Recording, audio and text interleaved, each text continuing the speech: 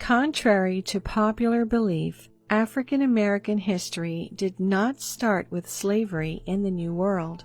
An overwhelming body of new evidence is emerging, which proves that Africans had frequently sailed across the Atlantic to the Americas thousands of years before Columbus, and indeed before the Vikings. The great African civilization of Egypt, together with many North and West African people, traveled to the Americas and even contributed immensely to the early American culture by their architecture, art, political systems, and religious practices, as well as mathematics, writing, and a sophisticated calendar. The most substantial evidence of African presence in America comes from the pen of Christopher Columbus himself. Columbus noted in his journal that Native Americans had confirmed that black-skinned people had come from the southeast in boats, trading in gold-tipped spears. Columbus also saw the metal goods from West Africa, and he even obtained them from the Native Americans. Chemical analyses of gold tips found by Columbus on spears in the Americas showed that the gold most certainly came from West Africa. In 1992, a German researcher who was performing tests on mummies found traces of hashish, tobacco, and cocaine in the hair, skin, and bones of the ancient Egyptian mummies. Tobacco and coca were plants that only grew in the Americas at the time of mummification. So just how did these exotic opiates arrive in ancient Egypt before the discovery of the New World? This crucial piece of evidence proves that ancient civilizations were not only interconnected in the distant past, but also elaborate trade routes were established thousands of years ago. Perhaps the most famous discovery of all is the ancient Egyptian colony found in the Grand Canyon. This extraordinary discovery made the front page of the Arizona Gazette in 1909. Two archaeologists encountered a series of bizarre caves in the Marble Canyon region of the Grand Canyon. The caves were full of Egyptian artifacts, including statues, copper weapons, and even granaries full of seeds. The cave system was so big it resembled a subterranean city, which was big enough to accommodate 50,000 people. Many mummified bodies of Egyptian origin were also found. The two archaeologists who made the discovery made the mistake of involving the Smithsonian. As we mentioned in our video about the discoveries of giant skeletons and how they were all covered up by the Smithsonian, the case with the Egyptian colony in the Grand Canyon was no different. Allegedly, the Smithsonian took full control of the excavation and took possession of all of the artifacts and mummies. Later, when questions about this discovery were forwarded to the Smithsonian, they simply denied that any of this had ever happened. They said they had no records of the archaeologists who found the colony, nor of the discovery itself. The story was left forgotten, and the historical status quo that ancient civilizations weren't advanced enough to travel to the Americas still remains. If ancient Egyptians could organize large-scale transoceanic voyages, wouldn't we find more evidence of their travels? Well, we have. It's just that mainstream scholars firmly oppose the discoveries while tagging them as elaborate hoaxes. An example of this is the intriguing set of Egyptian hieroglyphs located in Australia. Referred to as the Gosford glyphs, the intricate set of symbols is believed to have been carved some 5,000 years ago by ancient Egyptians who visited Australia. They were written in the archaic style of the early dynasties, a style that has been studied very little and is untranslatable by most Egyptologists. However, Egyptologist Mohammed Ibrahim and Kemet School co-director Youssef Abdel Hakim Aouyan, who have studied ancient Egyptian hieroglyphs their entire lives, were able to decipher the enigma. They worked with a group of people to translate the mysterious engravings, and the result was incredible. Not only are the mysterious ancient Egyptian hieroglyphs in Australia authentic, but the scribes accurately used several ancient symbols and grammatical variations which, crucially, were not even documented in Egyptian hieroglyphic texts until 2012, proving the glyphs are not a hoax, as people in the 1900s couldn't have possibly used this style of writing. Ancient civilizations are far more advanced than we think. The people of ancient India, for example, knew of modern-day England and called it the Island of the White Cliffs. Their Vishnu Purana describes, to the amazement of many, parts of Europe, the Americas, and even the North Polar zones of our planet. The famous Piri Reis map, which was created by an Ottoman admiral in 1513 using lost ancient knowledge from the Royal Library, depicts with extreme precision North and South America, and most shockingly, it depicts the land of Antarctica before it was covered with ice. Piri Reis further stated that he had used 10 ancient Arab sources and 4 Indian maps to create it. The Olmec civilization was the first significant civilization in Mesoamerica and deemed mother culture of Mexico by some historians. This civilization was apparently dominated by Africans, as it's best known for the colossal carved African heads in central Mexico that serve as even more evidence that Africans sailed to the New World in ancient times. The heads are clearly crafted in the likeness of Africans, as their noses and mouths don't match any other race. The same civilization that created these giant heads was also responsible for introducing the written language, arts, sophisticated astronomy, and mathematics to the Mesoamerican civilization. There have been many instances of archaeologists discovering skulls and skeletons that clearly belong to people of African descent. Polish professor Andrzej Wierzyński revealed the discovery of African skulls at Olmec sites in Tlatilco, Cerro de las Mesas, and Monte Alban.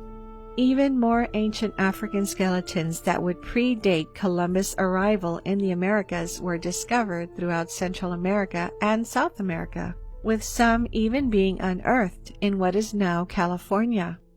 Christopher Columbus wasn't the only European explorer who made a note of an African presence in the Americas upon his arrival. Historians reveal that at least a dozen other explorers, including Vasco Núñez de Balboa, also made a record of seeing black people when they reached the New World. The accounts match up with the reports from the natives in Mexico. Nicolas Leon, an eminent Mexican authority, recorded the oral traditions of his people and ultimately kept track of a critical piece of evidence that black people made it to the New World far before their European counterparts. His reports revealed accounts from natives saying that the oldest inhabitants of Mexico were blacks. Nearly all the American races commonly believe that black people visited their continent, and they have many words to designate them. Some people insist that Africans couldn't have made it to the New World first, merely because they didn't have the skill and resources to sail across the Atlantic. As it turns out, that's completely false. Historians have discovered evidence that suggests Africans were masters at building ships, and that it was actually a part of their tradition. As little as 6,000 years ago, the vast Sahara Desert was covered in grassland that received plenty of rainfall. There was a massive lake called Mega Chad, which was the largest body of fresh water on the planet, with an area of 400,000 square kilometers, bigger than the Caspian Sea. African ships often crossed these large lakes to get from place to place and traded with other African civilizations along the way.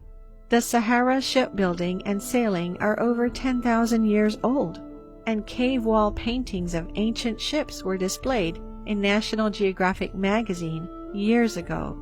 Ancient kingdoms in West Africa have a long history of trade by sail, which made it all the more likely that they eventually expanded their trade to the Americas. With those shipbuilding skills and the navigation skills that were noted by other historians of the time, the myth that Africans wouldn't have been able to sail to the New World becomes officially debunked.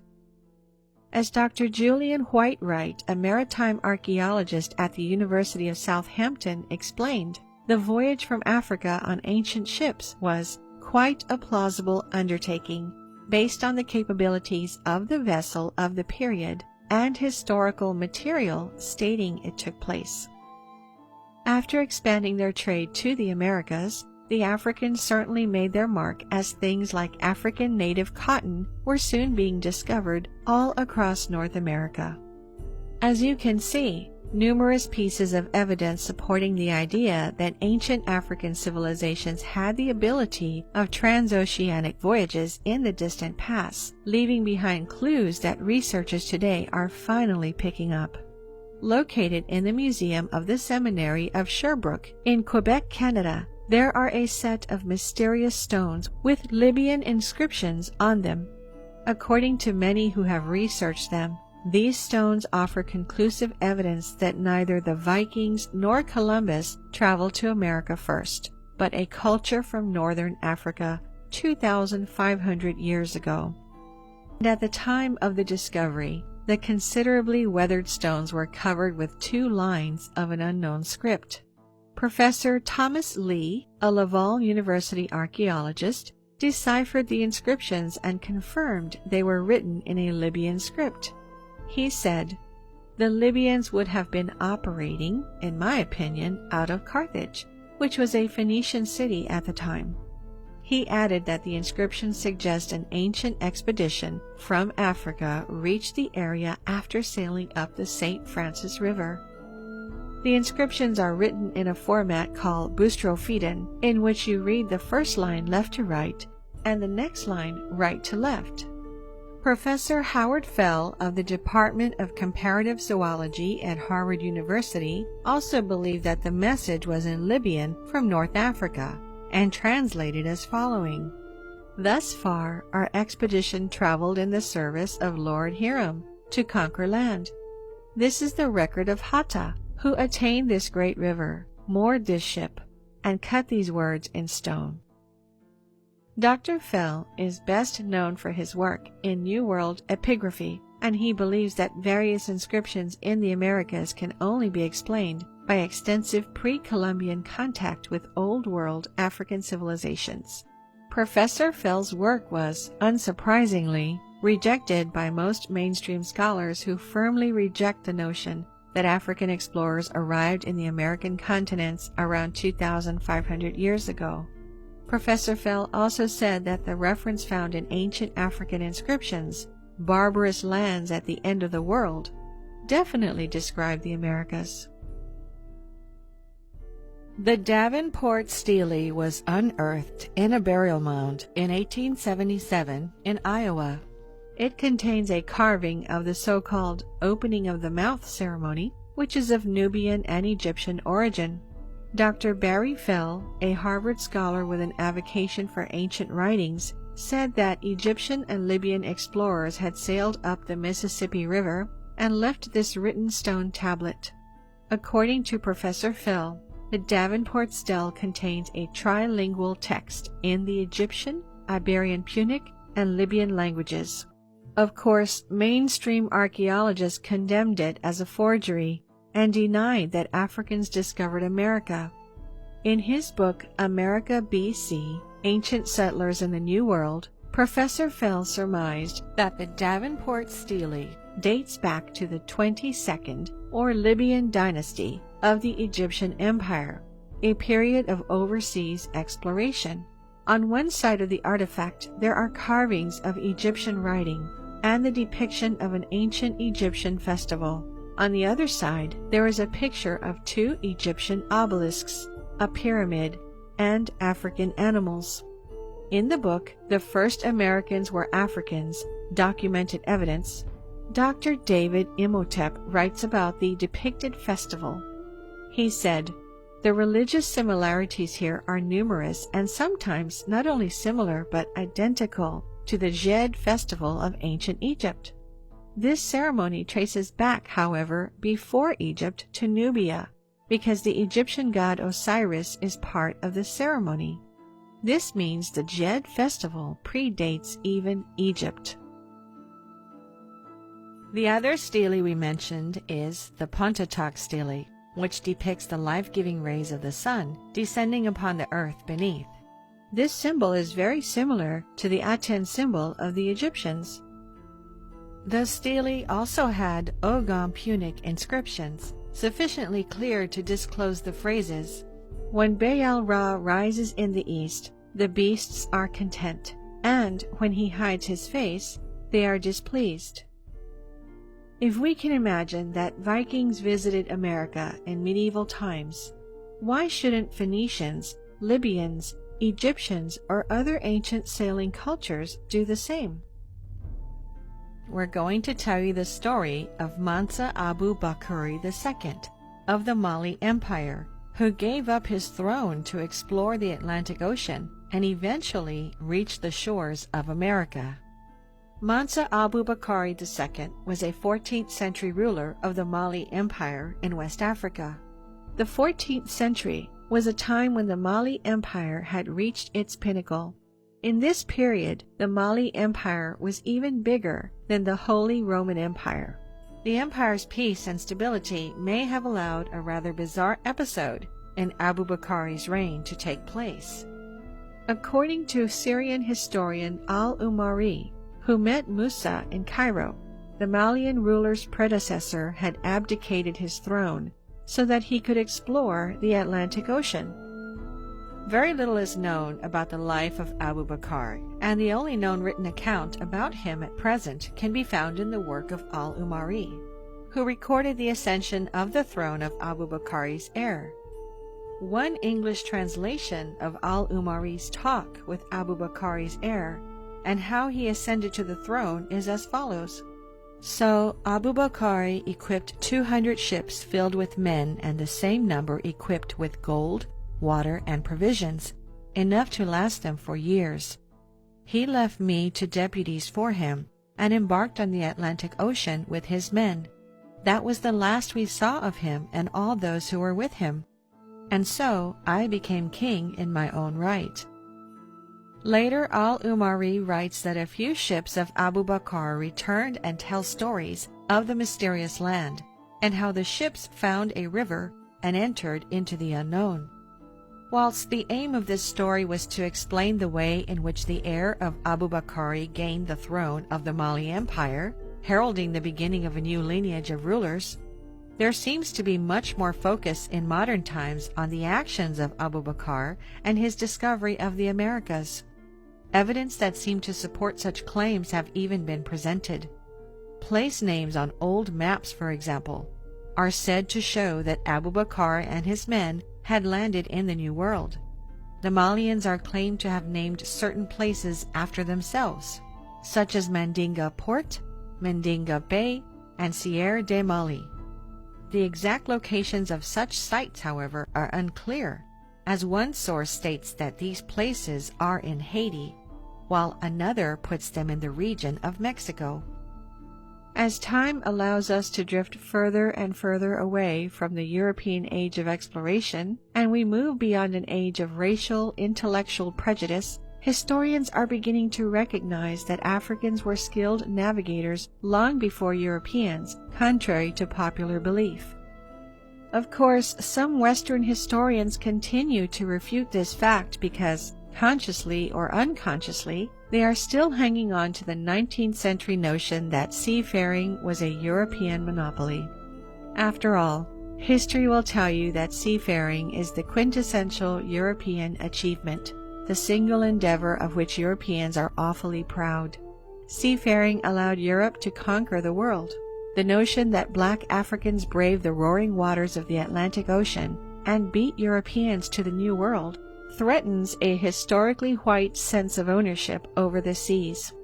During the 19th and 20th centuries, Several scholars wrote books and articles about this subject and urged the academic establishment to change primary and secondary curricula across the United States to reflect the great contributions of African people to early America.